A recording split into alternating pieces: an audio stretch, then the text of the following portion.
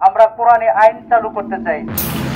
৭১-এর পরাজিত দোসর ও মৌলবাদীদের জন্য বিশেষ আনন্দের দিন, কারণ আজ ইউনূসের পাপেট সরকারের অনুগত বিচারপতিরা উচ্চ আদালতে মহান সংবিধানের পঞ্চদশ সংশোধনীকে আংশিক অবৈধ ঘোষণা করে কলঙ্কজনক এক রায় দিয়েছে। পঞ্চদশ সংশোধনী চ্যালেঞ্জ করে গত 18 আগস্ট সুশাসনের জন্য নাগরিকের সম্পাদক বদিউল আলম মজুমদার, স্বাধীনতা বিরোধী দল জামাতের নেতাসহ 5 ব্যক্তি রিট করেন। সোমবার সকালে বিচারপতি ফারাহ মাহবুব ও বিচারপতি দেবাশিস রায় চৌধুরীর হাইকোর্ট বেঞ্চ তত্ত্বাবধায়ক সরকার বাতিল সহ বেশ কিছু বিষয়ে সংবিধানের পঞ্চদশ সংশোধনী কেন অবৈধ হবে না এই মর্মে জারি করা রুলে এ রায় ঘোষণা করেন। এর ফলে সংবিধানে নির্দলীয়, নিরপেক্ষ ও তত্ত্বাবধায়ক সরকার ব্যবস্থা ফিরছে, যার জন্য জামাত, বিএনপি সহ মৌলবাদী দলগুলোর দীর্ঘদিন মুখিয়ে ছিল।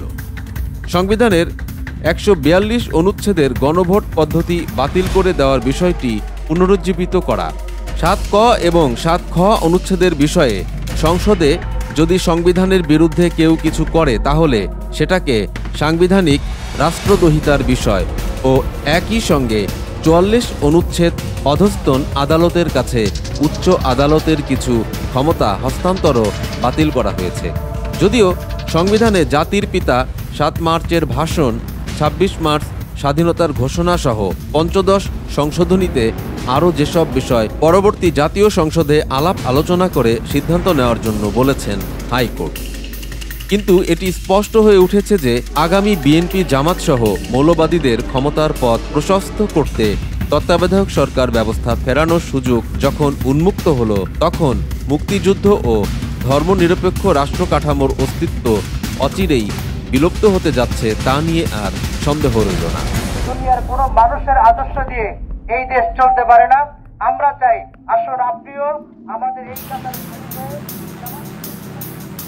উচ্চ আদালতের রায় নিয়ে মঙ্গলবার দিনভর জামাত ও বিএনপি নেতাদের আস্ফালন ভরা যেসব প্রতিক্রিয়া নতজানু গণমাধ্যমগুলো প্রচার করেছে তাতে বুঝতে বাকি নেই যে ৭১-এর পরাজিত পাকিস্তানি দোসরদের আজ পরম আনন্দের দিন।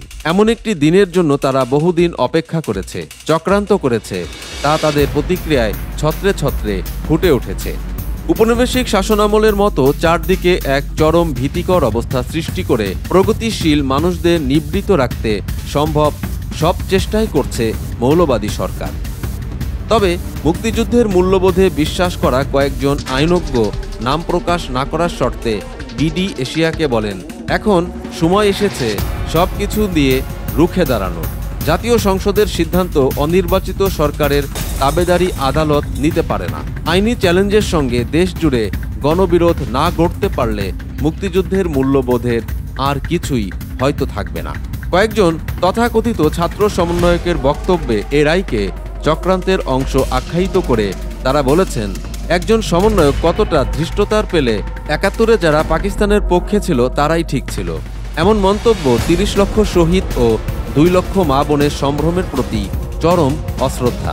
এই মৌলবাদী ও নব্য ইয়াহিয়াদের কবল থেকে দেশকে উদ্ধারে প্রয়োজনে ৭১-এর মতোই প্রতিরোধ যুদ্ধ প্রয়োজন বলেও মনে করেন তারা। প্রিয় দর্শক, সমকালীন সব চমৎকার খবর ও বিশ্লেষণ দেখতে সাবস্ক্রাইব করুন আমাদের চ্যানেলটি।